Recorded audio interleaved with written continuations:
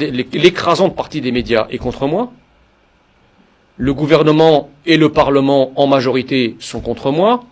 Et maintenant, le système judiciaire, à travers lequel d'ailleurs les mêmes agissent, mène une sorte de djihad judiciaire à mon encontre.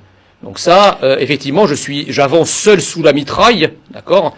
Vous avez quand même été soutenu par une partie du son camp politique. Mais vous m'avez pas laissé finir. Ce matin, encore une fois, Marine Le Pen vous a défendu. Éric Ciotti a dit qu'il pourrait participer à cette cagnotte. Non, mais vous savez, tous ces gens-là sont un peu gênés parce que j'entendais effectivement Marine Le Pen, j'entendais Valérie Pécresse, Éric Ciotti. Qu'est-ce que vous voulez qu'ils disent?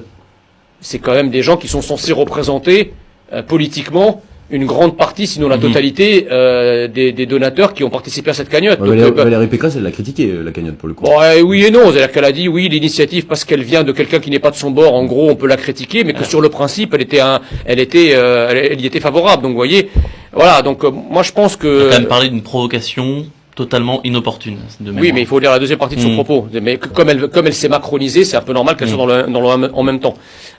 Donc effectivement, il y a d'un côté tout ce système coalisé. Je vous disais, j'avance un peu seul sous la mitraille, drapeau au vent, mais je sais que je suis porté par une vague. Je sais qu'il y a des millions de Français qui pensent comme moi, dont je suis le porte-voix.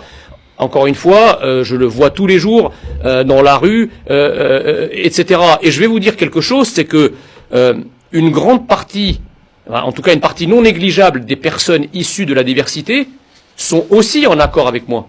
J'étais avant-hier l'invité de Toufik Mjayed, le journaliste vedette de France 24 en arabe, dans un débat, et j'ai pris à témoin les pays du Maghreb, en leur disant, si dans votre pays, un jeune de 17 ans conduisait un véhicule sans permis, et à qui la police avait intimé l'ordre de s'arrêter, sachant que ce jeune était connu des services de police à plusieurs reprises pour le même fait et pour d'autres.